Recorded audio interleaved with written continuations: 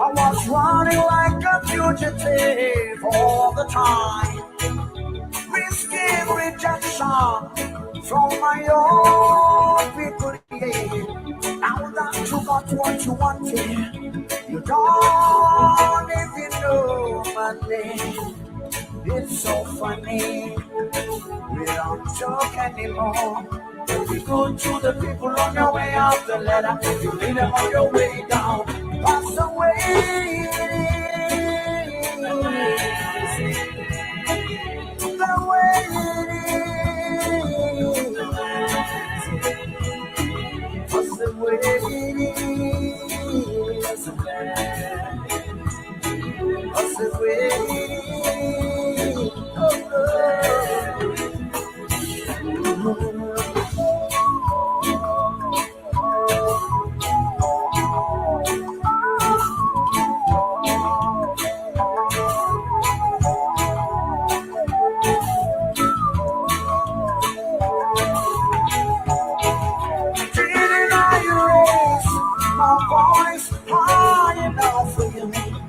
I guess I can pat myself on the shoulder for the job well done.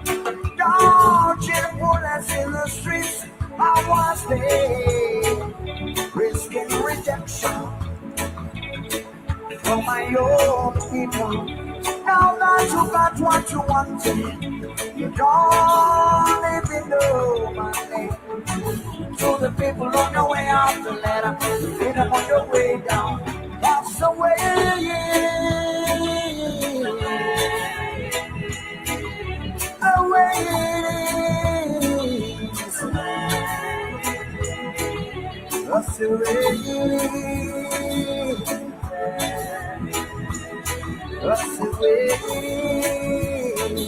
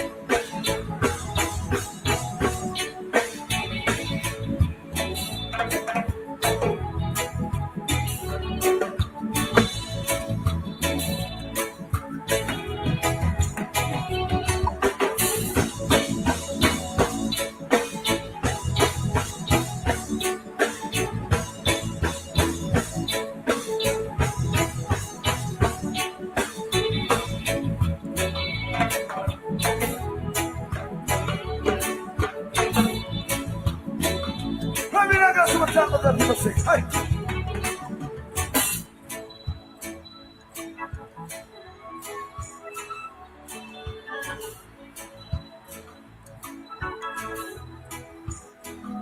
Didn't I raise my fist high enough for you?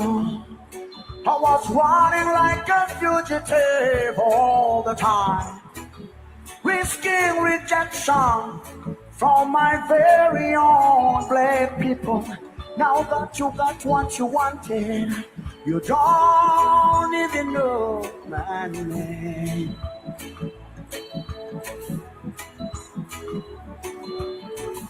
It is so funny, we don't talk anymore.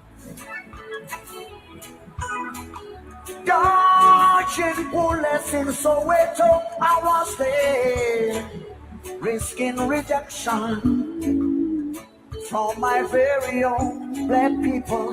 Now that you got what you wanted. You don't even know my name. You see, it is so funny. We don't talk anymore.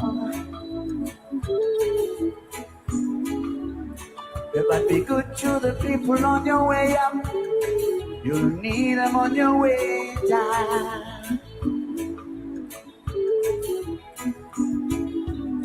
I say be good to the people on your way up the ladder. You will need them on your way down. That's the way it is. The way it is.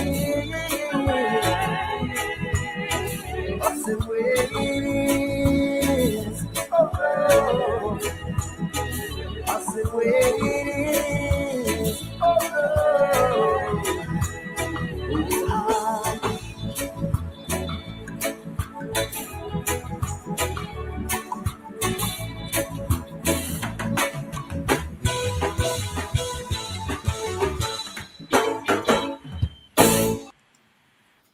The way it is, Lucky Dube out of South Africa, one of my favorites, one of my favorite artists. I have to thank an old friend of mine, Jasper Adams, years ago. I think this would have been quite in the mid 90s, early to mid 90s. I was at home sleeping. It was near midnight or so, and Jasper called. He said, "Countryman, what are you doing?" I said, "Sleeping." He said, "Well, wake up and put on your clothes." Because I'm at Kilimanjaro, this is a club in Washington, D.C. in those days. And he said, "I hear a man here, and you got to come and hear this man because I think you're going to like this man bad." I said, "Man, Jasper sleeping." He said, "Countryman, I'm telling you, put on your clothes and come." Put on my clothes, rush out. And as I was there in the club and I heard the voice, I said, "This man Jasper putting me on stupidness because that is Peter Tosh. And you wake me up from my bed to come and see, I see Peter Tosh plenty time when I was a young man. But Peter Tosh is dead now. So is he calling me? You calling me to listen to a record?" But when I got in, it was this chap, Lucky Dube, and I fell in love right away.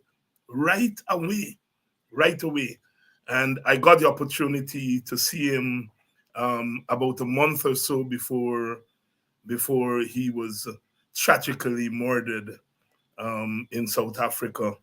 I had used a couple of his songs in my course on comparative political music, reggae, calypso, and hip hop.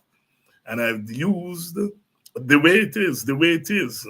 And he has another one called Mickey Mouse Freedom. And I'd use it in my class. And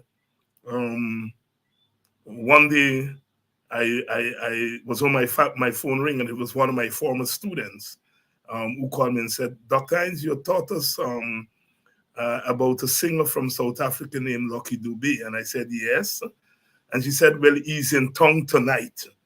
I said, "Where?" And she told me where it was. And I went to the concert. What a concert it was. A month later, we got the tragic news that he was murdered in South Africa. Truly, a great voice, great lyrics. And it is Africa sending its music to the diaspora, to the Caribbean.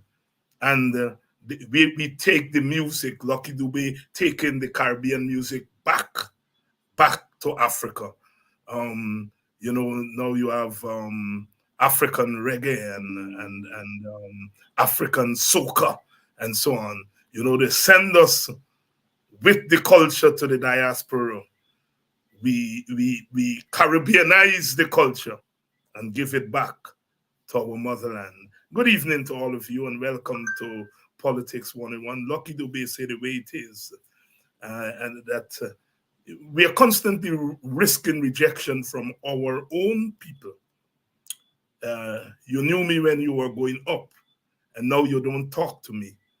And I want to commend that to our politicians, our political activists, myself included, because we all have to be grounded. You know, it's always good to want the support of the people, but then you get their support, and tomorrow you can't even call their name. I am constantly aghast at our politicians who, you know, for whatever reason, um, don't don't call black people by their name, don't call Africans by their name, you know, don't witness for Africans, don't represent African interests. They get where they get because of African votes, and they don't talk about African. We're not saying that they must talk about Africans alone, because although they get the majority of the votes from African, they get some votes from other ethnic groups, and they have to talk about other ethnic groups. But they talk more about other ethnic groups than they talk about Africans. Risking rejection from my own people. You need the people going up, and you're going to need them when you're coming down too. That's what Lucky Dube is saying. That's what Lucky Dube is saying. And risking rejection from your own people. And we are making sure that we revolutionize our politics, that we push our political leaders to have some respect for African people, as they must have respect for all peoples. And they must recognize the fact that we empower them. We empower them. And they must not only need us when it's time for our vote, they must need us all the time. We are not part-time lovers. And our political leaders have treated Africans as part-time lovers. We love you today. And then when it comes, well, we can't call your name because you are you will cause me to lose votes. I heard one fellow the other night on the program. I'm trying to remember who it was. Leno Craig, a former AFC man, and he's saying that Nigel Hughes has to be careful. He doesn't think Nigel Hughes is going to be an effective leader because he's seen as Afrocentric. And this is a black man, blacker than me, saying that Nigel Hughes is not going to be effective because he's Afrocentric. So what does he want Nigel Hughes to be? Indo-centric? Amerindian-centric? You know, these are people who treat black people like we have leper. You can't say you're African, you're going to lose voting, you're going to lose the election. And we have to overcome that nonsense. We have to overcome that nonsense. Good evening to all of you. You know, that theory was made popular by a professor in the United States of America.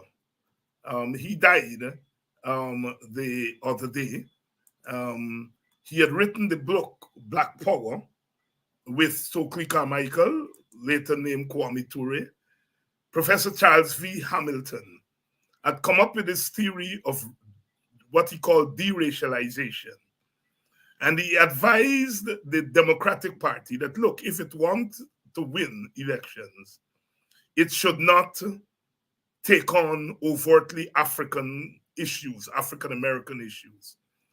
That, you know, they should avoid African-American issues, avoid African-American personalities, and that they should pay attention to policies that will benefit African-Americans, but to stay away from anything African-American. Obama ran on that.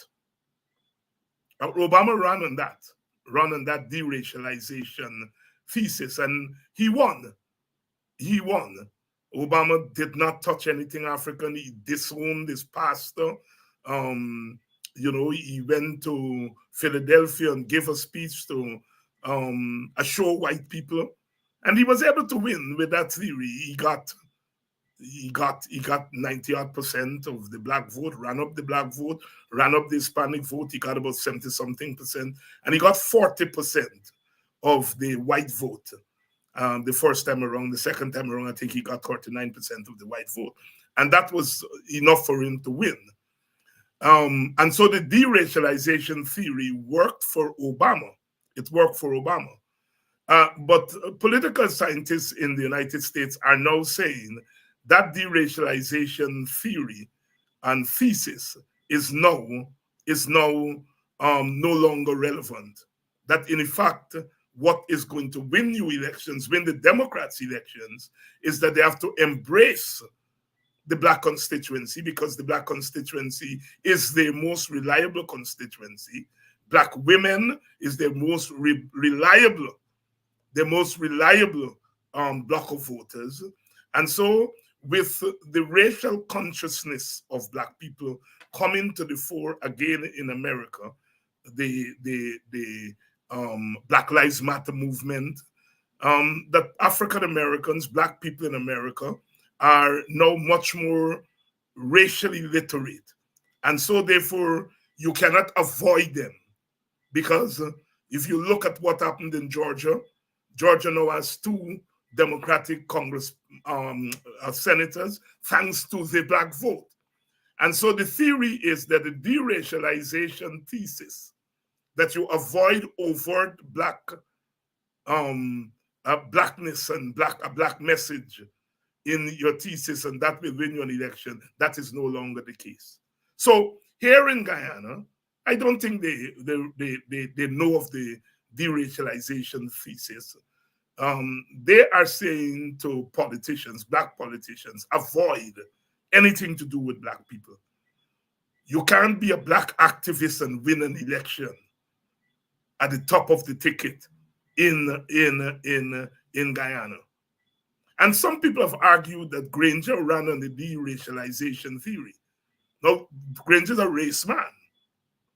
Granger is very steep in African history, but once he got into the political arena, he adopted the deracialization thesis. And he won with it. He won with it once in 2015. And I'm arguing that today that deracialization theory is no longer relevant.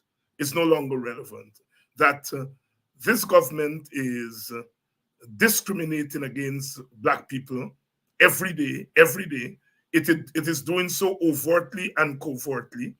And what it has done is that it has, in a sense, make African people, African Guyanese, much more racially literate. And our politicians on our side can no longer ignore black people as black people. Some people will say, well, Dr. Hines, you contributed. Of course, I do. I did. I contributed to giving black people some consciousness and giving them some consciousness about themselves as a race. We are a racialized society. And other groups, indigenous people, they function as a race. All the benefits that are going to Amerindians or indigenous people, the benefits are going to them as indigenous people. They got land at independence as indigenous people. They're now getting money, the carbon credits, as indigenous people. And we Africans are being told that we cannot function as African people. We have to be just Guyanese. And I'm saying the days for that are done. And I am committed to giving African people the confidence that they're equal citizens, that you must be called by your name as other people are being called by their name, and that your issues must roll from the mouth of your leaders. They must not treat you like you have leper. Yes, I'm committed to that. And I think different leaders will deal with that differently. That is why when Amanzo was here last week, I ask all the leaders who are here the same question about balancing your commitment to being a national leader, a leader of all races, but that you belong to the People's National Congress that gets 90% and more of its votes from African Guyanese. How do you balance your commitment to African Guyanese and your commitment to all of Guyana? And Amanza gave the best answer. All the others danced around it. Amanza, I think, gave the most forthright answer. So I think Black leaders are still grappling with that question, and we have got to help them to be very clear about that question. Call your people by their name. Acknowledge them. I remember Obama, who I love, but Obama could not even call Dr. King name. And he came to talk about Dr. King. He said, and the preacher once said, he didn't call Dr. King's name. He won with it. He won with it. But I think if Obama were to run on that platform today, he will lose. Hillary Clinton didn't call Africans by their names, and she lost.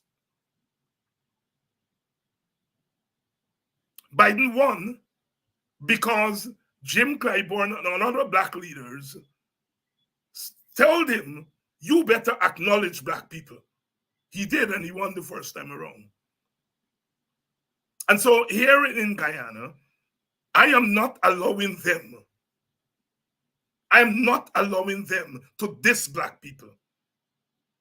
They must call Black people by their name. They must acknowledge your vote and your contribution.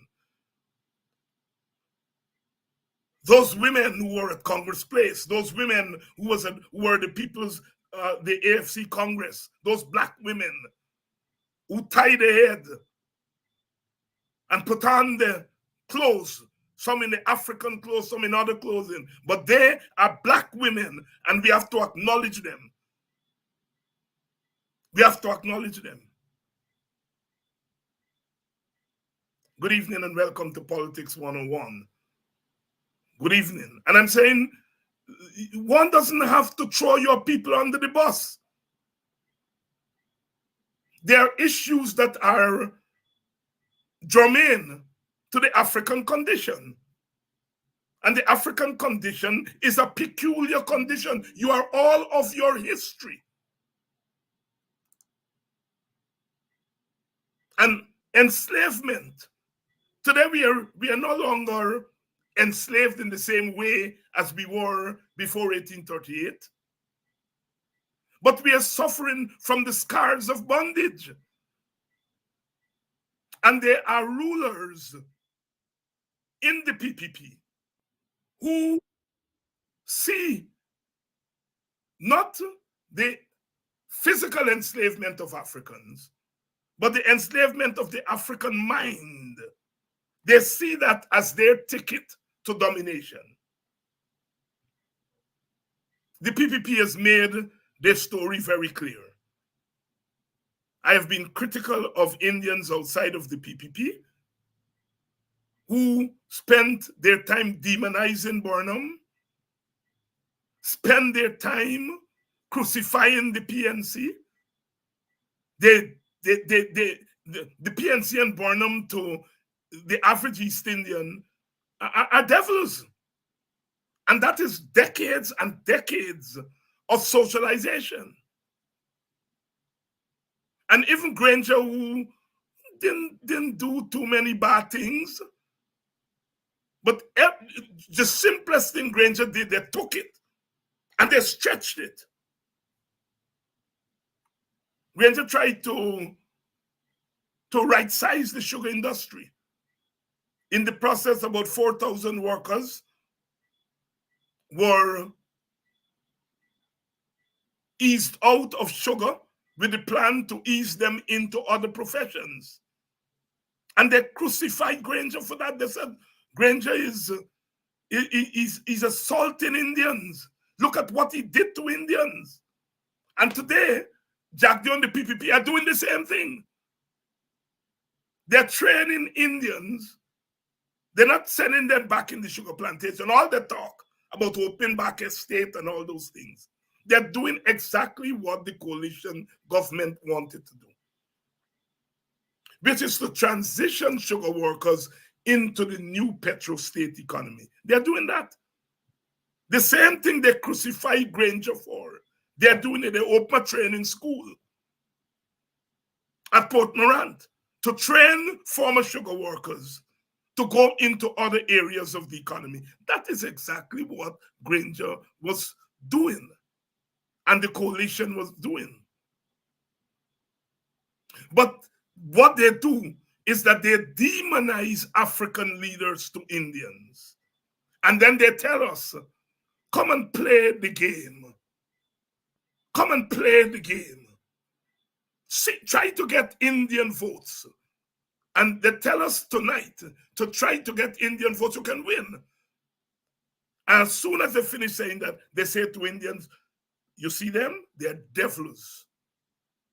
They're now trying to separate Aubrey Norton from the rest of us. Because in their head, they think they can beat Aubrey Norton. So they're trying to say Aubrey Norton is moderate. And the Hines and the Nigel Hughes and others, they're trying to get Norton to go on the streets. They're trying to get, and Norton is smart. He's not doing that, separating Norton from us. Because they know when we are united, we are stronger. And they know that a united slate at the top is going to increase the African Guyanese turnout. And so the opposition would not have to rely solely on Indian crossover votes. The hardest vote to get for the opposition is Indian Guyanese, for obvious reasons. They see their party in power. They're socialized not to trust Black leaders. Some of them will vote for the opposition, but you don't center your strategy on your weakest link. Your strategy has to be on your strongest link. And the turnout in the African Guyanese community at the 2012 and 2015 election was about 78%, which means 2 out of 10 African Guyanese didn't vote for us. In fact, in 2015, we got less votes than we got in 2012. And so there is that 25% of African Guyanese that if we were to get half of that, then that crossover vote that they're trying to dangle in front of us, knowing that they are never going to allow us to get crossover votes. Then if we go after our own vote and raise the turnout from 77 to 87, it means that we are now level with the PPP, and then the Amerindian vote becomes the clincher. So they're trying to separate Norton. All of a sudden, you're seeing the Ravi Devs and others now they're writing out Norton is a wonderful chap because they've figured out they can beat Norton. That may not be true, but that's what they're figuring. And they're going after Nigel Hughes because they don't want a Nigel Hughes in the picture. Because what Nigel Hughes does is that he broadens our base. They say that I am an extremist. I'm an extremist. Because they don't want me as part of the story. Because I help to broaden the base. That 22% of our people who don't vote, that is the difference between winning and losing. The difference between winning and losing is not crossover Indian vote. I'm not saying that we should not go after Indian votes. We should. But that must not be our ticket to winning. That's gravy. Make up. Long time you go, you buy Callaloo, buy Boreas, so maybe make up. Or you buy mango, you say, oh, maybe make up. All right, look, take 2 mango that you make up. We must see the Indian Guyanese vote, crossover vote, not as integral to your strategy of winning, but as gravy. The Indian vote is difficult. What are we going to tell Indians? And every day, those people are being hammered. David Hines is a racist. Norton is a racist. This body is a racist. Burnham is the devil. The PNC can't, you can't trust them. They're cheaters. And so I'm saying it is counterproductive for us not to be talking about unity. If we want to do better at elections, it has to be with a united state. It has to be with a united state. And I use the concept of broadening and deepening. Broadening means people like Hughes, those of us on the WPA, we have to broaden the base. The PNC is always going to get, that 70%, 75% of the vote, which amounts to 42% of the total votes. But the way the system is set up, they need 8 or 9 more percent to win the presidency. And it means that we have got to get more of our people registered and then get them to vote. We have to do that. And we can't do that. As I said this morning, coalitions do not do well when you have big parties that act as bullies and small parties that act as greedy people. We cannot have big parties acting like bullies and small party acting greedy. That is anti-coalition. And my criticism of the coalition 2015 and 2020 is that we had precisely that. We had one party that bullied and the other party acted greedy. And so therefore, we have to learn from that. We have to learn from that. All kinds of conversations you're hearing and all kinds of foolishness you hear people are saying and so forth. Let me lay some facts on the table. Let me lay some facts on the table.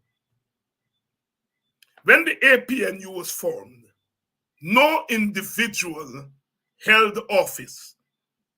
The office bearers, you have 2 office bearers, the chairman and the deputy chairman or vice chairman. And those positions were assigned to parties. The PNC was assigned the chairmanship, the WPA was assigned the vice chairmanship. The PNC named Mr. Granger, the WPA named Dr. Rup Narain. The position of general secretary came in later, and that was given to an individual who came from the big party, the PNC, Joseph Harmon.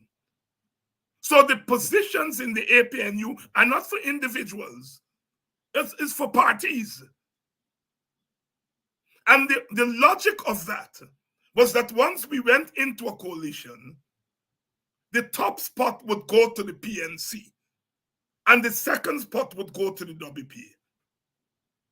And it is up to the PNC to decide who they want to put in that top spot. And it's up to the WPA for who we wanted to put in the second spot. And then when we broadened to the coalition that included the AFC, the WPA had to give way to the AFC to get the second spot. And it was up to the AFC who they chose to the second spot. In 2015, they chose Nagamutu. In 2020, they chose Ramzatan. In both instances, the PNC chose Granger. So those positions are given to parties. And the party then decide who will fill that position. And I still believe in any coalition, whether it's within the APNU or outside of the APNU, the top spot has to go to the party that is the largest party, meaning the party that potentially and real attract the most voters. And if we are saying that the PNC attract the most voters for whatever reason, then the top spot has to go to the PNC. And the second spot has to go to the party that is seen as the second, biggest party. But the top spot has to go to the PNC. And the PNC can decide whether it's Norton or somebody else, or if they want to look for somebody else outside the PNC. But it is their spot. And that is my argument. I saw somebody telling me that Norton is my friend and I prefer Norton and all that nonsense. I am just saying it's the PNC spot. If the PNC want to say we're not going with Norton, that's the PNC business. If the PNC say we're going with Norton, that is the PNC business. But we cannot say to the party that brings the most vote that you can be denied the top spot. So I just want to make it very clear where I stand on that issue. If people are saying Nigel Hughes is the more attractive candidate, I can understand why people are saying that. But the fact of the matter is that Nigel Hughes does not come from the largest party. And if he's going to be a consensus candidate, the largest party has to have the last say on that. And so I am proposing a different thesis. And the thesis I'm proposing is that there must be a first among equals. There must be, that's what the Constitution said. We have to have a presidential candidate. And so one of us will have to be the presidential candidate. But once we move from that level, we come now to the level of the team. Of the team. We are a cricket people. Sometimes the number 11 batsman make more runs than the number 1, number 2, number 3, number 4.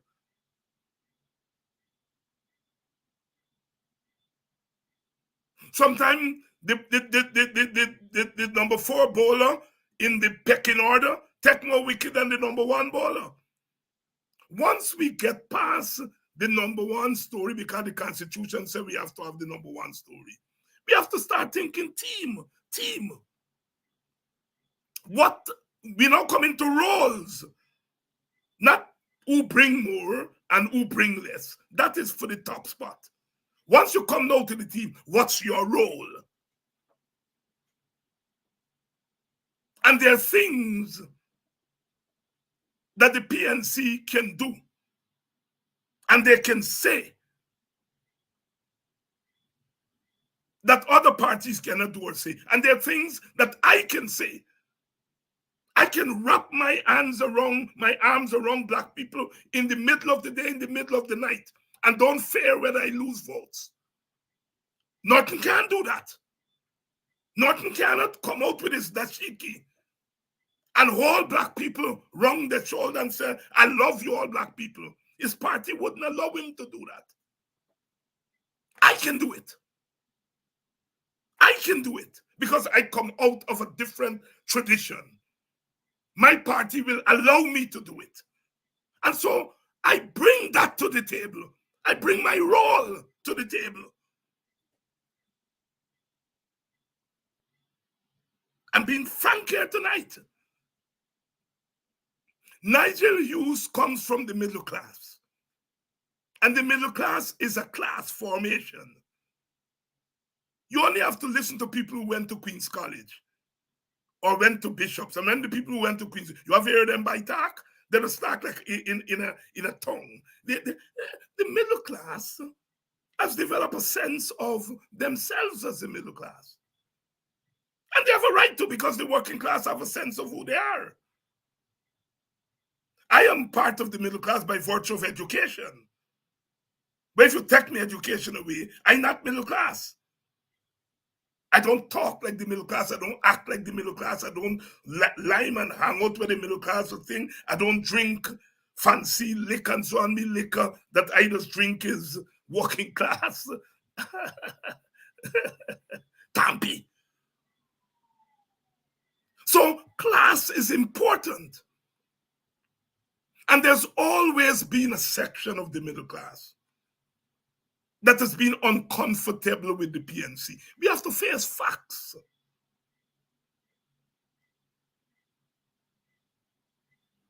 That section in the middle class will have a problem with Aubrey Norton. The way he look, the way he dress, the way he talk, the way he does drink, the way he does hang out, they have a problem with that. You wear your shut outside the pants.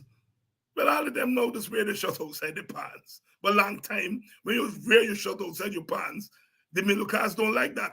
The middle class, as all section of the middle class, has always had a problem with the PNC. And we have to think, but they recognize what we are in. They recognize that as a people we are in trouble. And so although they have a problem with Norton, they recognize that they have to be part of the team. And they, through the party that they helped to form, they have made Nigel Hughes their leader. And so Nigel is going to be able to bring that section of the middle class. But given Nigel's own advocacy, no matter what time of the night working class people get locked up, he's there for us. He's a middle class person who has not turned his back on the working class from whence his father and grandfather came. And so although he's middle class, he has witnessed on behalf of the working class. So he's not your typical middle class person. And so Nigel brings something to the team. And I'm pushing myself there to say, as I said, I don't think middle class people will necessarily see me or Aubrey as their type. You know, they may allow me to say one thing because I get doctor behind my name. And, you know, they like education, and they may tolerate me at a certain level if I behave myself. But I don't think Norton and Hines can appeal to that strata in the way that a Hughes can, and Nigel Hughes can. And like I said, although Aubrey and I can appeal to working class black people, Aubrey's not going to put on the shiki and hug up black people and say black is beautiful. His party would not allow him to do it because his party come out of a different tradition. My party comes out of the Black Power tradition. My party came out of the Black Power tradition. So me putting on the shiki and telling black people I love you all, and I love you all because you all are black, that's normative for me. That's normative for me.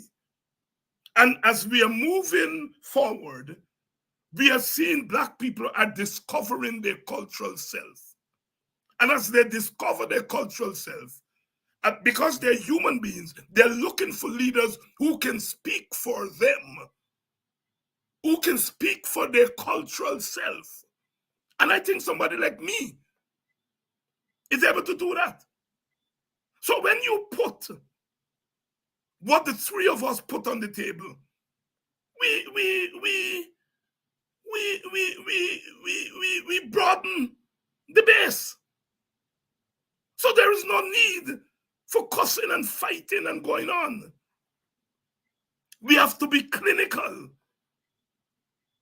We have to be very, very clinical in this thing. At the end of the day, we cannot be on tenterhooks when it comes to elections. And I think the Indian people would say you can't be on tenterhooks. What has happened is that we no longer have an Indian majority. We don't have a black majority. So things should be easy. Oh no. Because the PPP no longer has a majority, it is forced to manufacture a majority. It's forced to rig. Back in the old days, the PNC manufactured a majority because it didn't have a majority. But thank God for Corbyn, Robert Corbyn, he figured out how to get a majority. And that is to go to coalition politics. He was ahead of the PPP. The PPP doesn't want coalition politics because the people who are financing the PPP, who are running the PPP, they are driven by two things. There's always been a section of the Indian Guyanese middle class that want to make plenty money and they don't want the government to be part of it. They only stick with Jagan because Jagan was Indian, but they never liked Jagan communism story. But now, the present PPP is giving them both. The present PPP is giving them racial domination, and it's giving them open field to make money. So the PPP has become beholden to the Indian middle class that wants to make money without the government putting any kind of restrictions on them. And when you combine them with those who feel that Indian Guyanese must dominate, because if they don't dominate, they feel that black people will dominate them. So their objective is to dominate black people. And both groups find a home in the PPP. Both groups find a home in the PPP.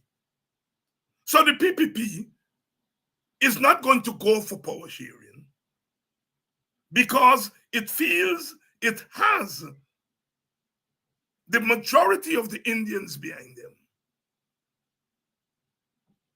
And they have the resources now to do something that the other parties and the other leaderships before them didn't have. And they have money to buy votes.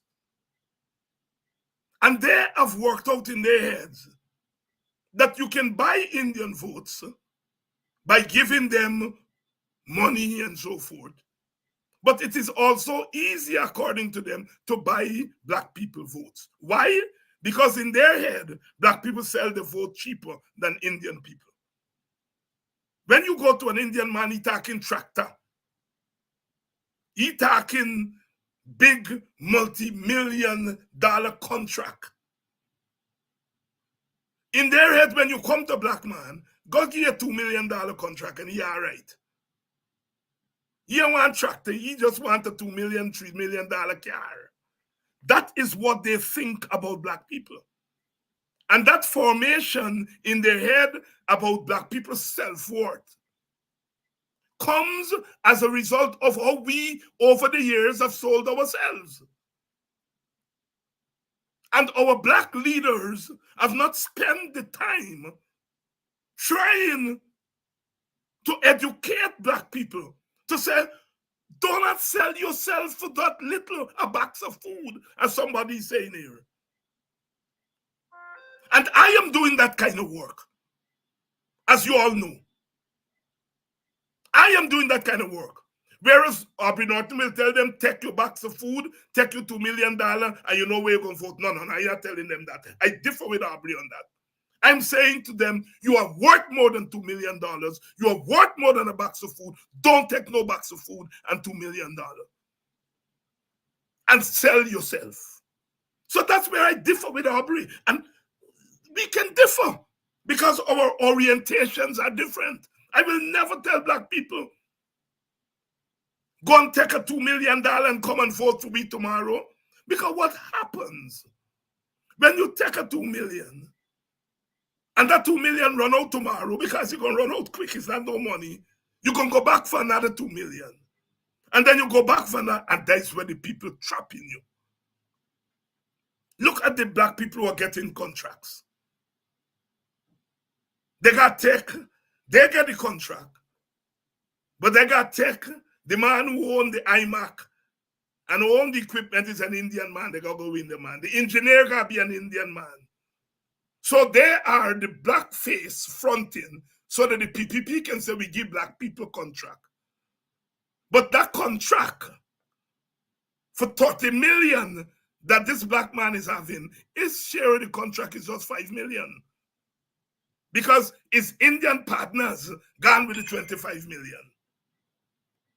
And we have to say to black people, you're worth more than that. And we have to preach it, preach it, preach it. We're not going to be able to save all because Teacher George said, black man licorice. And they always got some who licorice. They're going to always go and hang them out with super trap. But we have to save the critical mass from going there. So the PPP, really, they're not trying to win over black votes. If they get black votes for them, it's a gravy. The PPP vote is coming from running up the score in the Indian community. Get a part of the Amerindian votes. These Spanish people that coming in, the Colombians and Venezuelans, get a 2 seat from them. And then that 200,000 that are on the voted list, thief a 2 seats from there. The PPP walk out where their votes coming from. And people think that they're coming for black people vote. No. What they want to do is to sow doubts in black people's mind about their own leaders. Give them a $2 million and tell them, ask them what the coalition they give you. But the coalition didn't give me nothing by, but I giving you $2 million. And the next thing you know, we ask the man vote. He ain't necessarily going and vote for the PPP. He just said, I got to eat the bread. I got to get the food. The money got to run. I ain't up on stupidness with them. And it is that person that we have to talk to. And I am saying I'm prepared to do that kind of work. The other thing that we have to do is that we've got to put up barricades. Do you think the PPP going to allow me and Norton and Nigel Hughes to go into the Indian community and pilfer their votes? We can go there all we meeting. But in terms of going and getting Indian votes, they're never going to allow us. And on our side, we got to do the same. We got to put up barricades and say, you're not coming here. You can come on all your meeting, but you're not coming here to pilfer black people votes. No. And so we got to put black people into that consciousness zone and not be ashamed of it. But as I said, Aubrey cannot do it the way that I can do it because Aubrey party wouldn't allow it. The PNC still is on this thing that they're a national party and they got to get crossover vote and they got Indians in the party and so on and so on and so forth. And so North is not going to be able to put on Ida Shiki 24/7, 365 days of the year and hug you up and say you all black people are equal to everybody and are you all suffering and I crying with you. I'm not saying that North is not capable of doing it. What I'm saying is that he has a different role.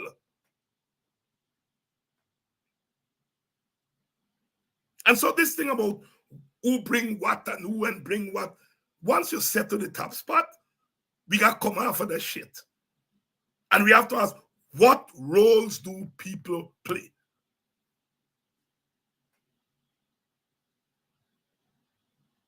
What roles do people play? What roles the parties play? What roles the parties play? That we have to do going forward. And we cannot as Black people, keep crying. We got to go into elections either to win or draw, not to lose. The days for losing have to go. We got to go in an election to win or draw. What I mean by that, win is when you win the majority. Draw is that whether you win the majority or you don't win the majority, the constitutional arrangements should give you your share in the government. When we say share power, we're not sharing PPP power. Just as the AFC and the PNC and the WPA share the power in the coalition, they didn't do it as artfully as they should do it, but that is the concept. You're not sharing PPP power. PPP has stolen our power. They got, according to the declared results in 2020, they get 50-point-something% of the vote, but they get 100% of the government, which means they're gone with we 49%. And the system take we 49% and give them. It means that we have got to, while we are trying to win an election, we have got to also fight for a system that prevents us from losing. We can't afford to lose. All them billions of dollars that the PPP running around the place, throwing out to this body and throwing out to that body, we have to stop them from doing it. And the way we stop them from doing it is, first of all, winning. And when we win, change the system so that we can't lose no more. Not by rigging, but changing the system.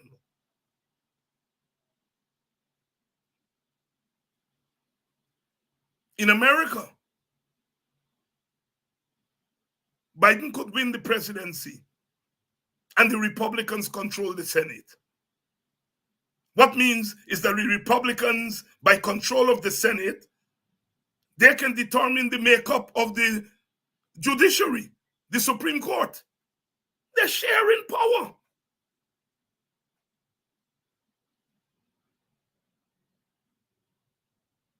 They can prevent Biden's budget from going through. If they control the House of Representatives, they're sharing power. In America, most of the time they share power. They don't call it power sharing or shared governance, but that's what they do. One senator can stand up and hold up the executive. That's sharing power. And we have to move to that point in Guyana. We have to move to that point in Guyana. Black people, and I mean, I can't speak for Indians, but I hope Indians are telling their leaders, you either win or draw. Lose must not be on the plate for any group in this country. No group in this country must lose. You must either win or you draw. And so we have got work to do. And I'm saying to you all, my brothers and sisters, we have to start thinking differently. And what is before us is this election must become a site of contestation. We must turn the ballot box into a site of revolution. What that means is that we've got to get the playing field level. We say we want biometrics. We say the voters list must clean. We say them cockroaches that the PPP put in GCOM must go. And we must have a broad movement It's not the PNC in ISKCON and the AFC in DECAN, WPA in DECAN. We have to have a broad movement that would impress upon the Americans and others, because we can't do it on our own. The PNC is not going to, the PPP is not going to bow unless they're pushed to bow. And they can only be pushed to bow if we have a strong movement that is prepared to hit them where it hurts, or if we convince the external forces that they have to mediate this story. The external forces are not going to mediate until we show them that we mean business. And so the joint opposition has to show that they mean business.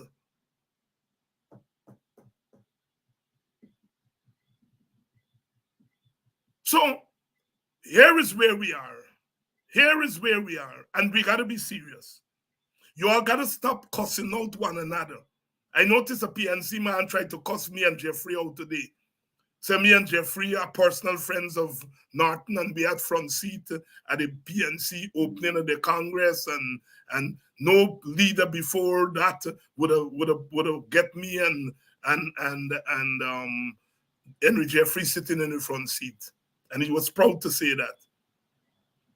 I'm not seeing that as an evolution of our politics. You see it as something to knock Norton and to criticize me and Jeffrey and so on. And we are always going to have those people. We are always going to have those people. We must keep them at a minimum. We must keep them at a minimum. We must keep them at a minimum. We have to work for unity in our own parties, and then we work for unity among the opposition parties, and we must unite on what we agree on. And the things that we don't agree on, we shouldn't quarrel over them. We should unite on what we agree on. Because we can only move the goalposts when we unite. Can you all imagine what will happen if we lose the next election? You all just close your eye and imagine if the opposition, whether they go as individual parties or they go together, if we lose that election, what's going to happen to Black people? They're not trying to throw we in the ocean. They're not trying to send we back to Africa. What they're trying to do is to colonize us, recolonize us in our own country.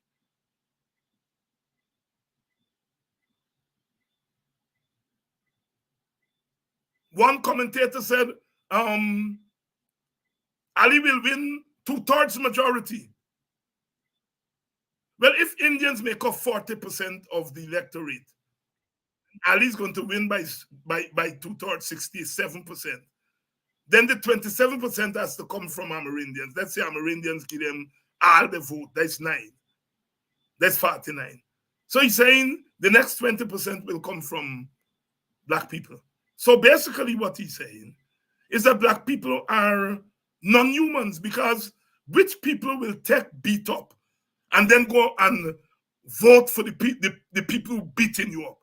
It means that you're not human. And they really believe we are not human beings.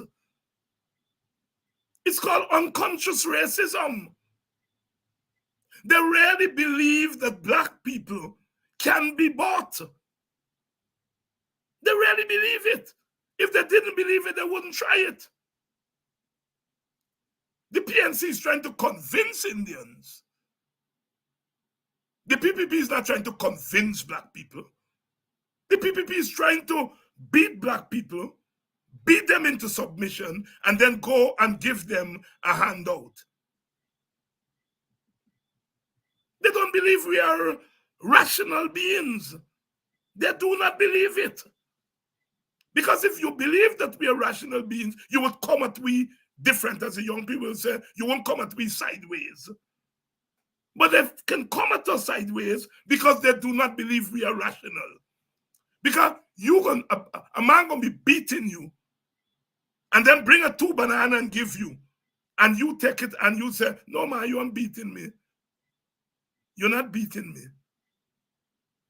And they actually believe that we are that gullible, that we are that irrational. And I am saying that we have to. You all got to talk to your children. You all got to talk to them young people.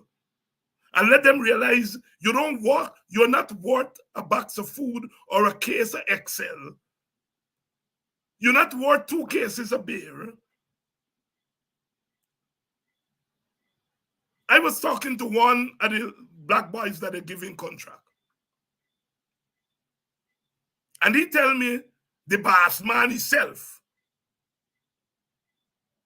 just sit down at the table and say, what you want? All right, give you a $2 million contract. And then he get a $2 million contract, and then he realized of that $2 million, $1.5 million got to go in buying this material. Then he got to pay workers. At the end of the day, he get $250,000 for himself. You understand? You understand? And they know what they're doing. They know what they're doing. And we have to let our people know that you can deny yourself that $250,000 today. Empower your own people to get into power. And you will get 10 times, 20 times the handout that the PPP is giving you. We have to make that case. But we can only make that case to them. We can only make that case to them if they feel we are credible. If they feel we are credible. And there's a lot of love among black people. I'm sure there's love among other races. I'm very sure of that. But there's a lot of love among us. I feel the love everywhere I go. Good evening to Miss Atkins, who I recognized me. I was at the village office in Buxton, that, looking after Miss Story.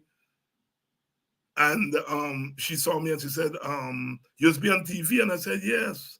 And she said, don't tell me, Doc Nines. I said, yes. And she said, thanks for fighting for us. And it is those I get that in a given day. I get 15, 20 of that. In a given day. That is why I'm saying there's lots of love in our people. Lots of love. And they're not looking at who's number one and who's going to be presidential candidate. They're looking at us fighting for them. Fighting for them. Big up to you, Miss Atkinson. She was there with her little daughter and she pointed out who I was to the little child. And I'm saying there's that love. And some of us, we at the top, or some of us on social media, don't really understand what's happening on the ground. There are many people who meet that tell me playing up Ice PNC, Ice Barnumite. But if you run, I'm going to vote for you. Our people are looking for the best ways. The best ways. And we have to read that and understand what they're telling us. Every time a black person hug me, I know that it's not a vote necessarily, but it's a vote of confidence. And I am more interested in the vote of confidence than the actual vote. Because the actual vote will come. So we have to, as a people, we have to start acting sensible. We have to start planning. And we have to recognize what we have. We have to work with what we have. It's foolhardy for Norton to declare war on Nigel, and Nigel to declare war on David Hines, and David Hines to declare war on Norton. It's nonsense. It's nonsense. And we cannot deny that our people, some of our young people are faltering. Some, not all.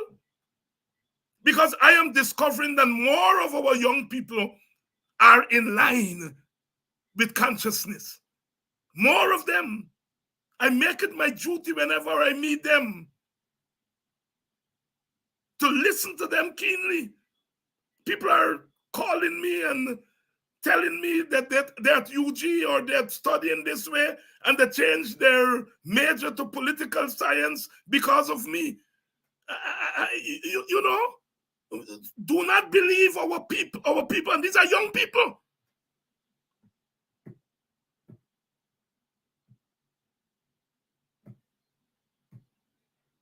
I went to do business at a place. I give my ID, and the young lady couldn't be more than 21, 22. And she said, Dr. Hines, can I have the other your bank card or whatever the case is? So I remained quiet and I gave her a thing. And for the rest of the time I was there, she's referring to me as Dr. Hines. So I said, let me do some politicking here. So I said, you know me? She said, Dr. Hines, of course I know you. I said, but Dr. Hines and right on me thing there. She said, no, I know you. She said that I know you. I know you because I follow you. I listen to you every evening. And so I am saying that our young people, they're not idle. They're not idle. And we have to give them that encouragement. We have to give them that encouragement. When she told me, I listen to you every, that's all I want. That's all I want. I don't want to know whether she's going to vote for me or think. All I want to know, you're listening to me every evening. And you're young. You're a young professional. Because the PPP trying to tell me young professionals get time with we. But I meet young professionals all the time. All the time. I went to a wrong place yesterday and me asking somebody buy so. And a man come running out from the business place and said, Dr. Hines? I said, yes. He said, well, I hear your voice and I want to come out to meet you. I left my desk. He said, I own this business here. And I hear your voice. I want to come out to meet you and to shake your hand and to say thanks. I am giving these anecdotes to say that sometimes we believe our people are not connecting. If they're giving me that kind of recognition, you can imagine an Aubrey Norton, who of course belonged to a bigger party and so on, and Nigel Hughes. I think together we have an opening that we can only build on. And so please, don't do the devil work for them. I hear over people talking about Nigel Hughes' conflict of interest. Who the hell cares? Who can have more conflict of interest than the PPP? Who cares? Black people, stop running your mouth. Stop running your mouth. I hear some people saying Nigel Hughes, he left the struggle, and when he go in and represent Kidaki Amsterdam for free, and he go in and represent, he not in the struggle. Black people, catch at yourself.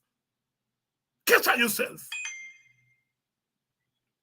We have to do this thing together. And you talk to them young people. Or you talk to them. I am willing to go any part of Guyana to talk to young people. I'm willing to go anywhere to talk to young people. I see them every day. I listen to them. If they call me, I say, what's your name? What work you do?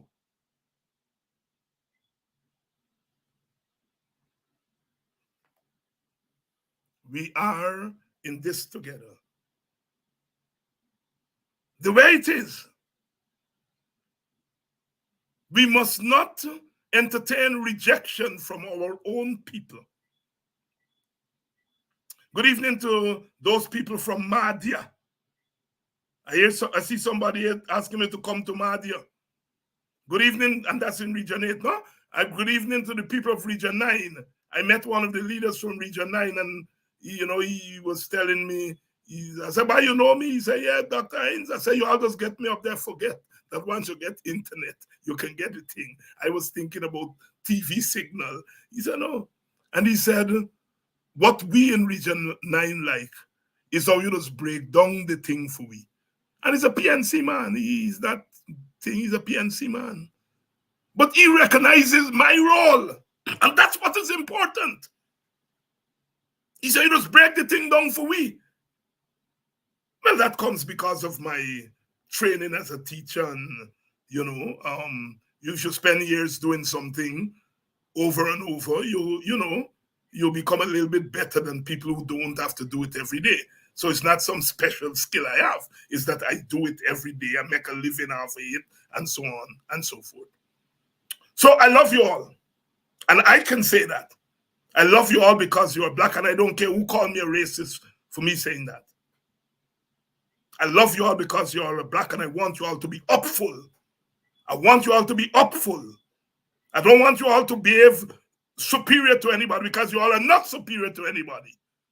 And for Indian Guyanese brothers and sisters who are on air, I recognize that the lockdown that you all there in. I recognize the lockdown. But I is not your all enemy. I don't fight Indian people. I fight those people who are at the top. Those people who are in power, the rulers, them I fighting.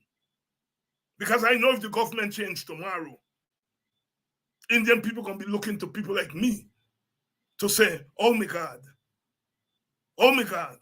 talk up for we know. And I did that. I did that before. I've never shunned away from my responsibility as a citizen when the Black government was in power. Because I do not believe in racial superiority. I believe in racial equality. I believe in human equality. I believe in class equality. That's my watchword. Love you all. Tomorrow night, I think I got 2 young boys coming on it. I ain't telling you all the name, but I think I get 2 of them coming on it tomorrow night. So tomorrow night we're gonna have some cactus and pepper again tomorrow night.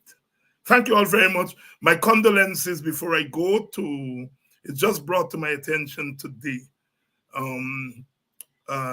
Rosedale Ford brother passed away. Through all that thing that happened last week, he lost his brother.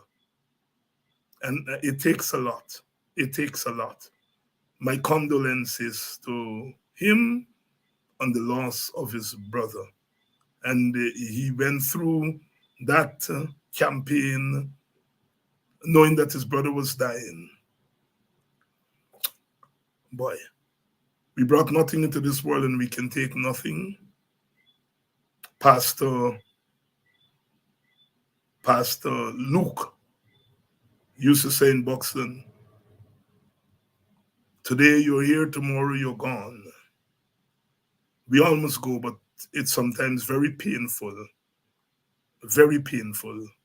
when you lose a loved one.